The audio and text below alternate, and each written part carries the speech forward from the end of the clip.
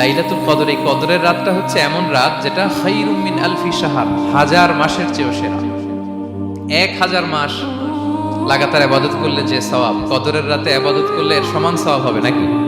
সমান হবে না। আল্লাহ তাআলা বলেছেন খায়রুম মিন আলফি শাহর, না, এর চেয়েও শ্রেষ্ঠ, এর চাইতেও বেশি। 1000 মাসে, অর্থাৎ 1000 মাসে হয় 83 বছর 4 মাস।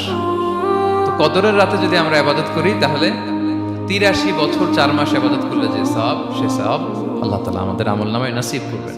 তো আমরা যেন এই কদরের রহমত বরকত থেকে যেন আমরা বঞ্চিত না হই। রাসূল সাল্লাল্লাহু আলাইহি ওয়াসাল্লামকে সান্ত্বনা দেওয়ার জন্য যে, হে নবী, আপনি চিন্তিত হবেন না। মানে ইসরায়েলের অনেক লোক 1000 বছর হায়াত পেয়েছে, শত শত বছর ইবাদত করেছে, জিহাদ করেছে, তারা হায়াত পেয়েছে বেশি, কিন্তু তারা কদর পায়নি। আর আপনার উম্মতকে আমি হায়াত দিয়েছি কম, কিন্তু তাদেরকে কদর দিয়েছি। সুবহানাল্লাহ ওয়া বিহামদিহি, লাইলাতুল কদর দিয়েছি, যে কদরের রাত 1000 মাসের চেয়েও সেরা। তো এই কদরের রাতকে আবার লাইলাতুল মুবারাকাও বলা হয়েছে। ইন্না আনসালনাহু ফি লাইলাতিন মুবারাকা, এটা বরকতময় রাত। ফিহা ইউফরাকু কুল্লু আমরিন হাকিম, সব বিজ্ঞোচিত প্রাজ্ঞোচিত বিষয়ের ফয়সালা হয়। এটা বেসিক্যালি একটা বাজেট রাত বলা যায়। এ রাতে আগামী 1 বছরে আমাদের কি ঘটবে না ঘটবে আল্লাহ তাআলা এটার বাজেট করেন, এটাকে রিভাইজ করেন। সো এই রাতটা অনেক গুরুত্বপূর্ণ।